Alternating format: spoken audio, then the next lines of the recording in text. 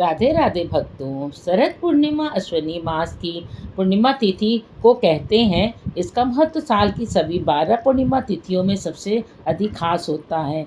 मान्यता है कि इसी दिन माता लक्ष्मी का प्रकट रूप हुआ था, इसलिए इस दिन को माँ लक्ष्मी की जयंती के रूप में मनाया जाता है। इस साल शरद पूर्णिमा 16 अक्टूबर को है, क्योंकि इस दिन माँ लक्ष्मी बेहद प्रसन्न मुद्रा में होती हैं और रात को चंद्रमा की रोशनी में धरती पर भ्रमण करने आती हैं।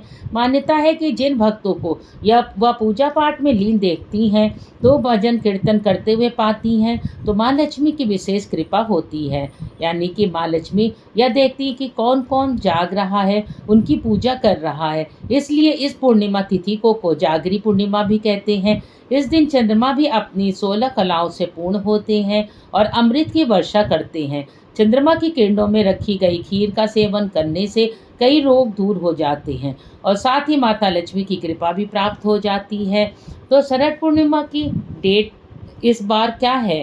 डेट है इस बार अश्विनी महीने के शुक्ल पक्ष की पूर्णिमा 16 अक्टूबर को रात 8:45 पर शुरू होगी और 17 अक्टूबर शाम 4:50 पर ख़त्म होगी।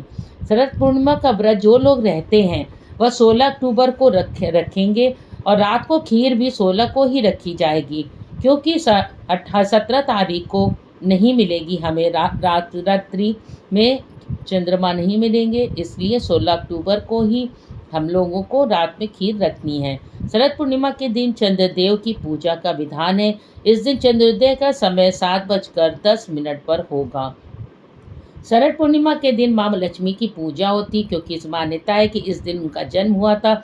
इसे कोजागरी पूर्णिमा और कौमुदी व्रत भी कहते हैं। धन प्राप्ति के लिए बेहद शुभ माना जाता है। शरद पूर्णिमा के दिन माँ लक्ष्मी धरती पर आती हैं। लोग अपनी श्रद्धा से उनकी पूजा अर्चना करते हैं और चंद्रमा अपनी सभी 16 कलाओं से परिपूर्ण होता है। उसकी किरणों में अमृत की वर्षा होती, इसलिए रात भर चांद की रोशनी में खीर रखी जाती है और इसलिए रात अगले दिन माँ लक्ष्मी को अर्पित करके प्रसाद के रूप में ग्रहण किया जाता है। अब जान लेते हैं कि इसकी पूजा विधि क्या है। अगर स्नान करके और घर के मंदिर को साफ करके माता लक्ष्मी भगवान विष्णु की पूजा करें और गाय के दूध से चावल की खीर बनाना चाहिए। लाल और पीले कपड़े की लकड़ी की चौकी पर बिछाकर उस पर माता लक्ष्मी और भगवान विष्णु की मूर्ति स्थापित करें और उससे तांबे या मिट्टी के कलश व लाल कपड़ा बिछाकर उस लक्ष्मी जी की सोने की मूर्ति को भी स्थापित कर सकते हैं।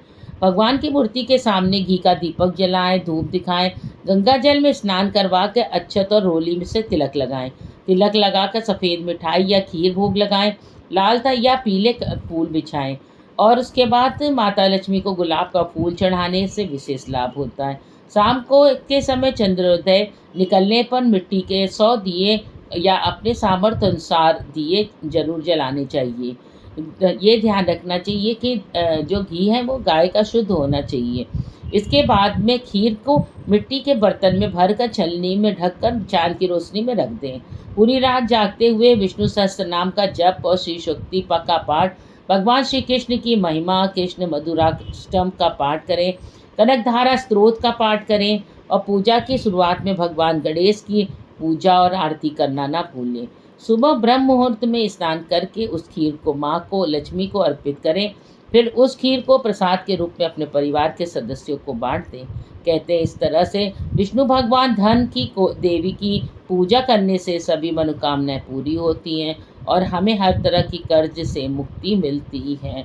तो ये था जानकारी शरद पूर्णिमा की। हमारे चैनल को अगर पसंद आया हो कोई भी जानकारी तो आप हमारे चैनल को लाइक और सब्सक्राइब करना ना भूलें।